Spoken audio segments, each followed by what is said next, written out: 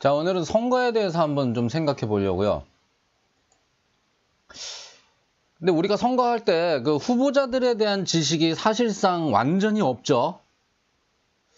그 정치에 나름 관심이 꽤 있다고 생각하는 저도 사실 그 투표를 할 적에 상대방에 대해서 아는 거는 사실상 거의 없는 상태로 투표를 해요.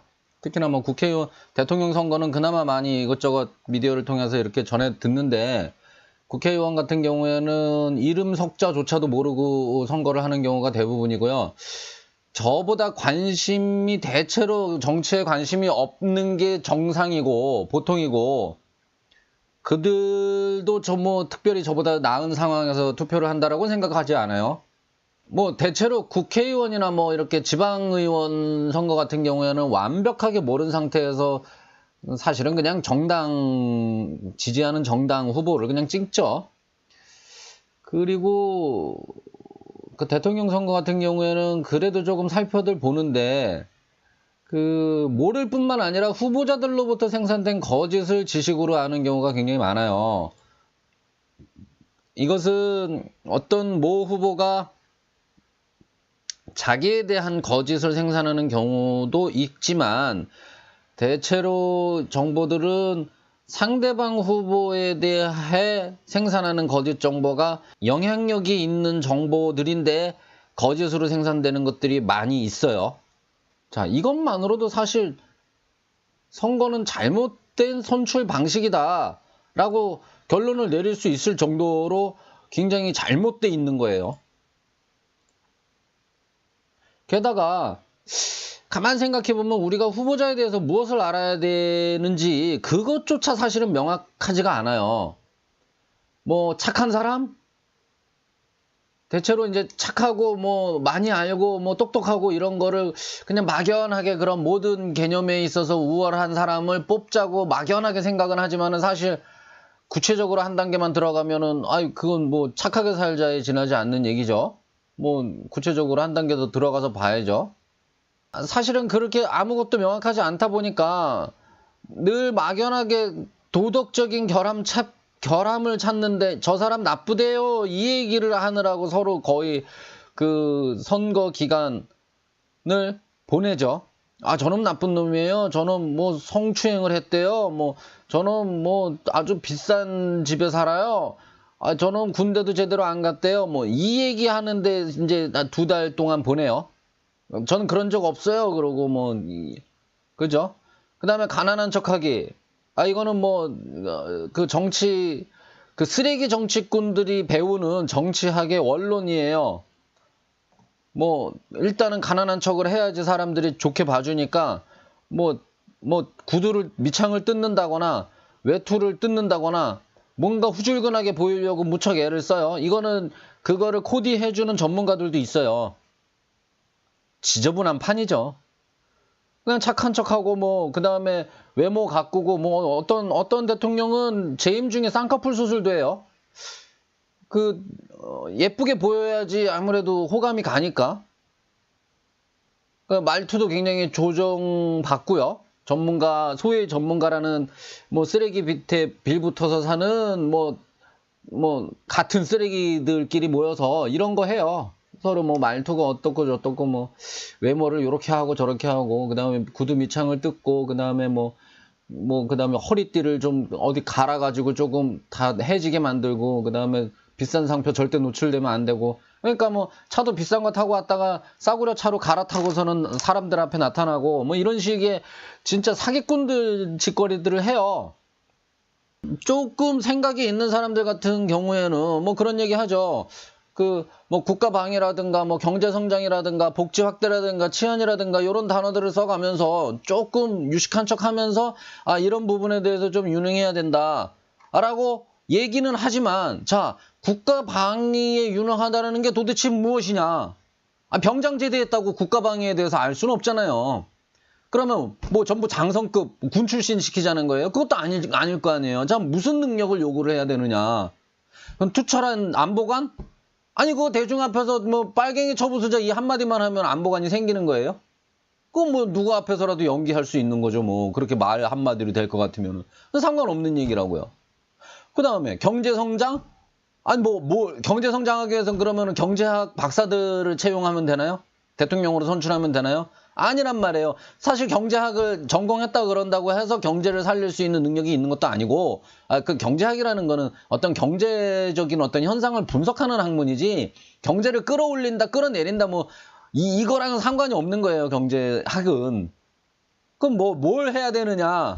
뭐, 자유시장 경제를 옹호하는 사람이면 되느냐? 아니, 그거는 이제, 뭐, 어떤, 신자유주의나 그 자유시장 경제를 옹호하는 사람들이 하는 얘기고, 그 반대쪽에 서 있는 사람들은 그거에 동의하지 않을 거 아니에요. 그럼 뭐 어떤 사람이 경제성장에 적합한 사람이고 적합한 지식을 갖고 있는 사람이냐? 아니, 각자 자기 마음대로 얘기를 해도 사실상 그건 뭔 얘기냐 하면 유권자는 그걸 판단할 능력이 없어요. 자, 복지를 확대해줄 어떤 그런 복지에 대한 개념이 잘 갖춰져 있는 유권자면 되느냐? 아니, 그거에 대해서도 유권자는 그거를 뭐 판단할 능력이 없어요. 관심도 없고, 사실 이 복지 정책에 대해서 구체적인 내용을 어떻게 알겠어요? 유권자들은 자기 분야만 알지 거시적인 국가 경영에 대한 내용은 뭐 해당 분야 공무원들이 좀 알까? 대부분의 유권자는 자기 분야 아니니까 몰라요. 그러면 작게 봐서 내가 종사하는 업계의 불합리를 없애거나 효율을 개선해 줄 수 있는 후보였으면 좋겠다라고 생각할 수도 있겠죠. 가령 제가 미용업에 종사한다. 자, 그러면은 미용실에 대한 어떤 국가 제도나 관련 면허 제도나 뭐 이런 것들에 대해서 이렇게 해줄 사람 저렇게 해줄 사람이 있었으면 좋겠다라고 생각은 하지만 후보자가 그런 걸 뭔 수로 알아요. 자기 분야가 아닌데.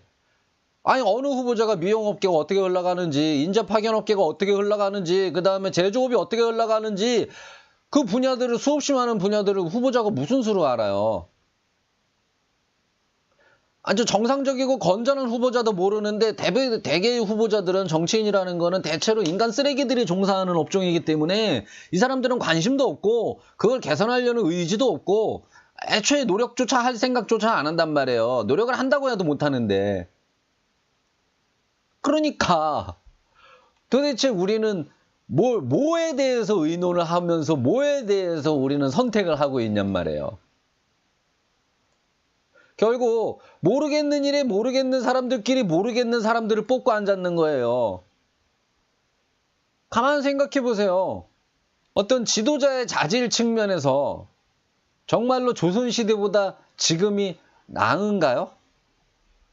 조선시대보다 나아진 것은 어떤 그 법 제도 하에서 움직인다는 그런 어떤 근대 그 법치 체계인 거지. 그 다음에 어떤 그 각각 개개인에게 자유를 주어주고 보장하고 그 개인들이 가지고 있는 재산을 절대 침해하지 않는다라는 어떤 이런 권리와 자유와 안전 보장에 관한 근대화에 따른 어떤 개선이었지, 지도자의 자질만 놓고 본다 그러면은 지금 하는 거랑 조선시대랑 제가 보기엔 다를 게 없어요. 뭐 여기에 대해서는 동의하지 않는 분들도 많겠지만은 그래도 엉망진창 연산군이 뽑히는 것보다 낫지 않느냐. 자, 그러면 뭐 그 문재인을 지지하는 사람들한테 박근혜에 대해서 물어보세요. 연산군보다 나은지 못한지. 아마 연산군이랑 비슷한 평을 받을걸요? 그 다음에 박근혜를 지지하는 분들한테 문재인에 대해서 물어보세요. 연산군보다 나은지 못한지. 못하다고 하는 사람이 더 많을걸요? 그죠? 소수의 집단이 아닌 한 선거는 좋은 지도자를 뽑는 데 있어서 좋은 방법이 아니다라고 저는 결론을 내려요. 이거 제가 지금까지 하는 얘기는 전부 어떤 제안을 하기 위한 전제예요, 전제. 그래서 이런 문제들이 있으니 우리 한번 이런 제도를 상상해보고 좀 가져보려고 노력하는 것은 어떻겠습니까? 라고 제가 이제 다음 편 내일이나 모레나 다음 주 중이나 뭐 하여튼 제안이 이제 들어갈 거예요. 그 이전에 그 얘기를 끌어내기 위해서 현 제도의 문제점들을 제가 이렇게 말씀을 드리는 거예요. 선거는 좋은 지도자를 뽑는 데 있어서 좋은 방법이 아니다라고 저는 결론을 내려요. 도대체 이거 왜 하냐? 전 모르겠어요. 뭐 그냥 4년마다 5년마다 한 번씩 하는 재미냐? 저는 그렇다고 봐요. 그냥 5년마다 그냥 재밌으라고 하는 거예요. 그리고 일반 서민들이 마치 자기가 뽑은 것처럼 대통령을 내가 뽑았다라는 어떤 그런 감정을 주고 사실상 쓰레기 정치꾼들 지들끼리 돌려먹게 하면서 왕놀이 하고 있는 거라고 저는 봐요.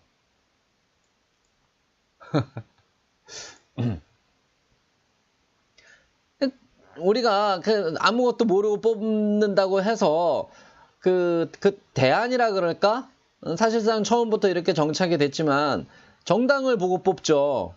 사실상 개개인을 판단하기가 어려우니까. 그럼 정당이 개개인들을 판별해 주면 되지 않을까라고 생각을 하는데, 뭐 그런 의미에서 어떤 정당 민주주의를 하고 있는데, 문제는 정당의 이해관계라는 게 그 후보자들의 어떤 인품이나 지식의 훌륭함으로 후보를 선별하지 않을 수 있다는 거예요.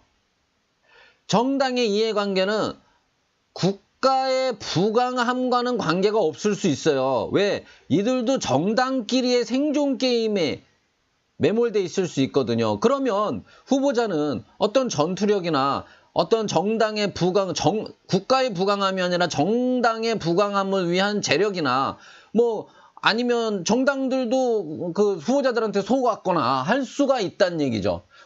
정당의 이해관계와 국가의 이해관계는 충분히 다를 수 있고, 그런 이해관계의 차이로 인해서 정당이 내미는 후보는 그 개개인들이 유권자들이 원하는 후보자의 기준과 매우 다를 수 있어요. 자, 결국 목적에 부합하는 이해관계로 올바로 얽지 않는 한 정당 제도 역시 좋은 지도자를 뽑는 데 있어서 좋은 방법이 아니다라고 저는 결론을 내려요. 정치인들이 왜 쓰레기인지 다음 편에 좀 쓰레기가 될 수밖에 없는, 뭐 그냥 복덕반 아저씨들끼리 모여서 정치인들을 욕하자는 게 아니라 쓰레기들이 모여서 정치인이 될 수밖에 없는 그런 체계에 대해서 말씀을 드리려고 해요.